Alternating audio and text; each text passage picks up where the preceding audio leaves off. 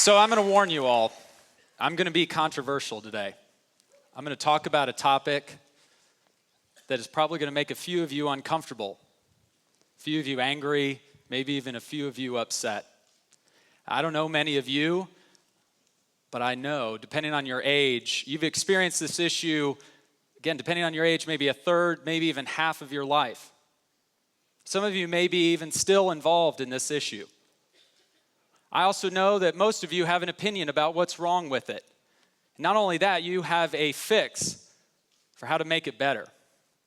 Not only that, you probably think your fix is right and mine is wrong, and if I don't agree with you, not only am I wrong, but I'm probably un-American and maybe even hate kids.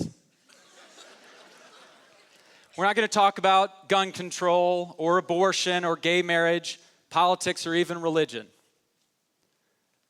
I want to talk to you about education. That's great. All right. So, if you've read my bio or when I tell you that I run a group of public charter schools here in Nashville, some of you are already going to have had made your opinion about me. Some of you might think that I'm the white knight riding in on my white horse to save this awful public education system of ours. Some of you may think the opposite. You think that I'm the worst thing ever to happen to public education. You think that I'm stealing money from kids. I'm just in it for myself. Some of you may cheer that the voucher bill went down early this week. Some of you may think that's just another missed opportunity for us in education. I'm guessing a lot of you think that if only parents were more engaged in public education, we could finally fix this thing.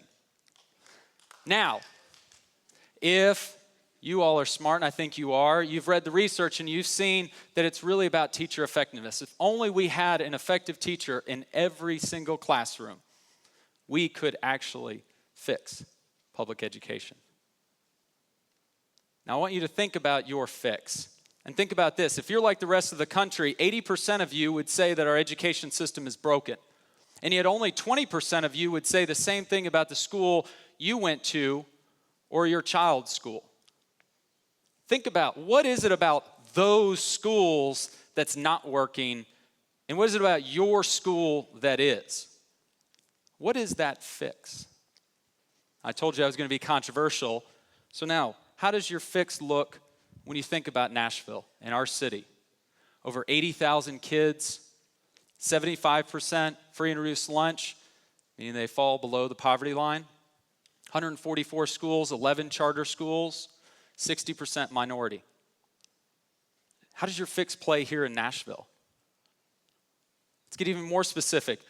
What does your fix look like when we think about a specific school? Here's Glendale. Is this one of the schools you thought about when you thought about the good schools? It's 83% white, 11% poverty, highest scores last year on state tests, not just in the district, but the entire state. How does your fix look at Bailey Middle School? It's also a magnet school, just like Glendale. Parents choose to go there, but it looks very, very different. Over 74% African American, almost 100% free and reduced lunch. Lowest scores not only in the district, but in the state. And let me challenge you. Both schools are magnet schools. Both schools are public schools, both get the same amount of money, have to employ the same certified teachers. Even better, Bailey is using STEM, science, technology, engineering, mathematics. Glendale is Spanish immersion program. What is it about Bailey that's not working in Glendale that is? How does your fix work now? So before you all start turning on me, I want to talk about my fix and my journey through education. I'm not a trained educator, and I'm going to go ahead and give away the ending of the story. I changed my opinion, and I hope after our talk today that you'll think about changing yours or at least expand your fix. So I grew up in Nashville. I went to public schools. I actually went to Glendale when it was still a middle school. I ended up going to MBA for a couple of years before my father moved us out to California, where I graduated from a public high school out there. I worked in Washington, D.C. in politics and policy, got interested in education, and wanted to come home. And when I came home, I started looking around and talking and listening to find out more about our public schools. And I heard from our chamber and our then mayor and then superintendent that our schools were good. Maybe not good, but they were progressing. If only we got more money, if only parents got a little bit more involved or we changed state law, we could finally fix public education. Not being one to trust, I started going to schools. And I started looking at the data, and I found this. What you see here are the graduation rates for all of our public high schools between 2003 and 2006. Here's Whites Creek, Stratford, Pearl-Cohn, and Maplewood. Now, these are the 4 schools that serve predominantly African American, predominantly poor students here in Nashville. And understand this, these are just the statistics for 12th graders who ended up graduating. This doesn't even account for students who dropped out somewhere between 9th and 11th grade. Less than 50%. That was its chance you had as an African American low-income student in 2006 to graduate from these high schools. And so if you're like me looking at these statistics at the time, I got angry, I got frustrated. I said, we have to fix public education. And then I saw this, 100%. Every single student, I see people cheering, graduated in 2006 from Hume Fogg. Now, some of you are going to say, but that's an academic magnet school. It gets the smartest, brightest, best kids in Nashville, has some of the lowest poverty rates in Nashville. It's one of the best schools, not only in Nashville, but the entire country. And I'd say, yes, you're right, but my fix was, if they can do it, why can't we all do it? And that's what led me on my journey and ended up getting me in a lot of trouble, but it was a fun journey along the way. And so here's the first lesson I want you to start thinking about with your fix in this data. Is that what's your objective? Because once you have your objective, you'll have your path. And I had my path. If only every single high school would just commit to every single kid that it's not if, but when they graduate from high school, we will fix public education. And then I started looking around the country. I saw a path, and I started actually finding more schools around the country that were doing this. One in particular, a system of public charter schools in Houston, Texas, called Yes Prep. And they were not just graduating 100% of their students. They were doing it with first and second generation Hispanic immigrant students. And they were not just graduating 100%. They were sending them on to some of our country's finest four-year colleges and university. And so I started changing my fix. It wasn't about just to and through high school, but it was to and through high school, to and through college. I had my fix. And so the next lesson that I have you think about that I started doing is I decided I was going to steal Yes Prep and the founder, Chris Barbic, to come to Nashville. I started talking to the mayor and funders, and we were going to get Chris here. Only one problem, Chris was committed to Houston. He was staying there. He had, at the time, 10 schools. And so I did the next best thing. I ran my mouth. And boy, do I wish we had had Twitter and Facebook and YouTube and Tumblr back in 2005, because I talked a lot. And I told everybody, if we could only do more of what's right in Houston and less of what's wrong in Nashville, we could finally fix public education. And I talked, and you know what happened? No one listened. I was talking. And so Chris Barbic was in town one night, and we were grabbing dinner. I was complaining that I was talking and no one was listening. I said, you know what? I should just start a school to prove that I'm right and everybody else is wrong. He said, absolutely, do it. I'll be your first board member. I'll give you access to our team and our documents. You'll be great. That dinner went on 3, 4, 5 hours. We planned. I came home. My wife was already in bed. She had law school class in the morning. I came in, tried to be quiet, and she said, so you're going to start the school. I said, wait, whoa. I just decided this. And she said, oh, no, I've known this for months. I've just been waiting for you to figure it out. And so now I want to actually amend this statement as good poets might borrow and great poets might steal, but smart poets listen to their wives. And so as we started talking and thinking, and we stayed up all night, the next morning my wife skipped her law school class so we could go to the bank. We took out a second mortgage. I quit my job, and we decided that we were going to start that school that would graduate 100% of our students. And you saw earlier Alexis Woodard at Spoken Word, the young lady with the cap. She's an 11th grader at our school. And for the next 3 years after we got started, You know what started happening? People started listening. And that's the next lesson I want you to think about. And where I see a lot of fixes going wrong, that I had been wrong, is how are you going to show your commitment? We all love to sit on the sidelines and talk and talk and talk and tell everybody else where they're wrong and I'm right. But once I showed that I was committed, funny thing happened. Funders started opening their checkbooks and supporting us. Teachers started applying and wanted to work. Parents started answering the doors. Alexis was actually one of our first students to sign up. It was great. For the next 3 years, we were building a great school.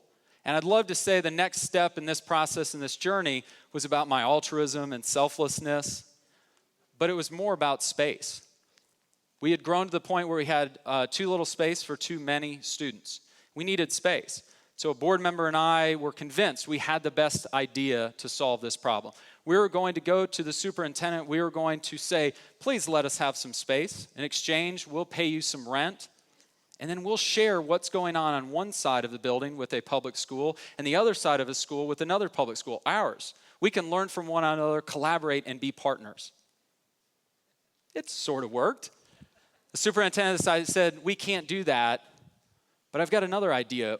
What are your ideas about helping us fix 2 of the lowest performing public schools here in Nashville?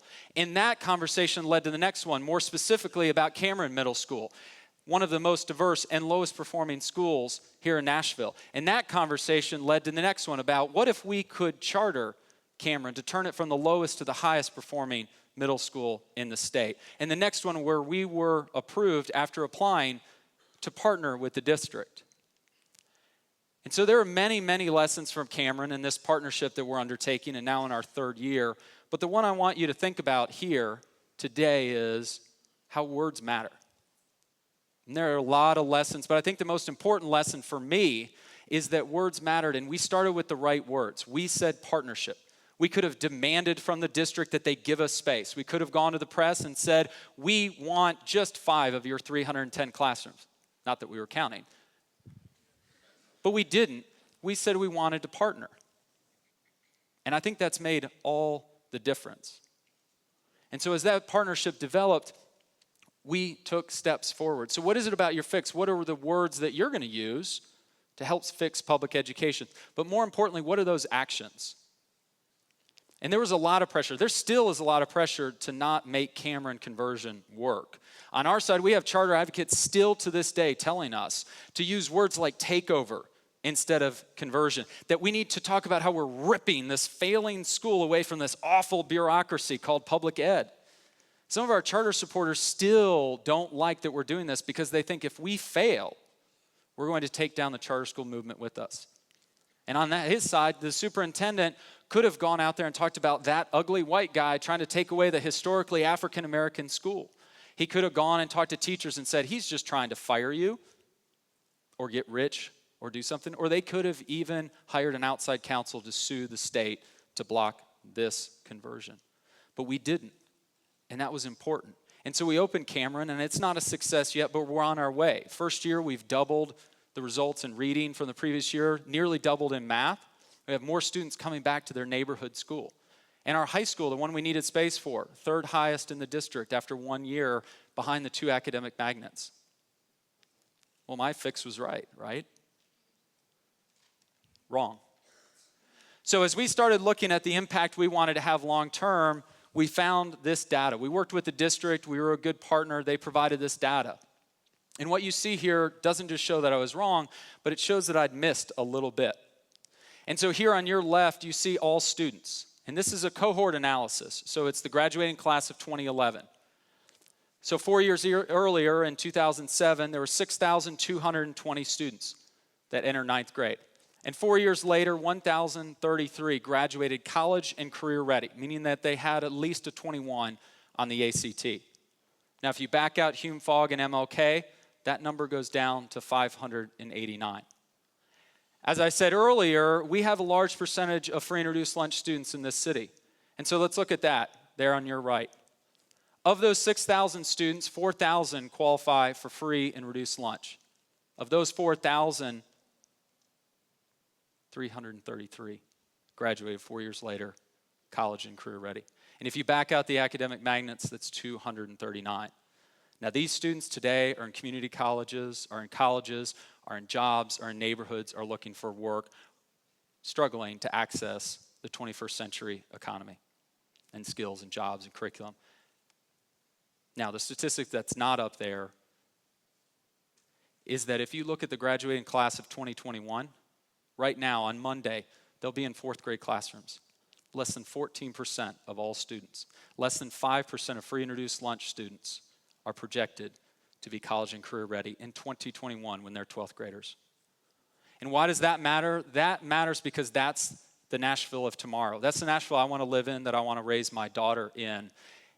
And that's a different Nashville. That's a different healthcare system, a different economic base, tax base, safety system. My fix was all wrong. If you see the statistics here, you see the graduation rates actually have gone up. And yet I'd missed it, college and career ready. There was something bigger. And as I thought about my journey in education, I'd gone to mortgage my house. I'd chosen the right words. I'd collaborated. I partnered not once, but twice with the district. We haven't even graduated a class yet. We haven't put a dent in the graduation rates. We haven't done anything to add in the college and career readiness. As we look at our impact of that previous slide, if we wanted to do it single-handedly, it's going to take us $14 million in 5 schools just to double that number from 239 to close to 600. Just think if we wanted to triple it. And so here's the new fix. I told you I was wrong. I told you I changed my mind. Here's the optimistic part, is that last summer we partnered with President Clinton in the Clinton Global Initiative to think differently about education. Is not to see it just as my journey or your journey, but about our journey. And this new initiative isn't about fixes, it's about commitments. It's about what you can do and I can do and we can do together. It's about each of us making a commitment towards this bigger goal, this better Nashville of tomorrow. And it's already working. I'm proud to say that Mission Health Point is providing all of its healthcare services free of charge to our students, their families, and our staff for a pilot year in order to take it district-wide within a year. Because we know healthier students attend school more, learn more, have healthier families, healthier churches, neighborhoods, and beyond. Belmont University, one of our other partners, has just offered 25 full-ride scholarships to students at Stratford and Maplewood. That's not the power of me, that's the power of we. And so I want to leave with one final lesson for you, and one final challenge, is do not be afraid to ask for help. Fixing public education, it's messy, it's tough, it's fun, but it's complicated. Each of us falls somewhere on this map. No one has a monopoly on great ideas. We need your help. I'll leave you with a quote that we have on all of our buses. Dr. King says, "Everyone can be great because everyone can serve." As you think about your fix, as you think about yourself, as you think about your talent, skills, and resources, how will you be great? How will you serve? Will you commit? Thank you.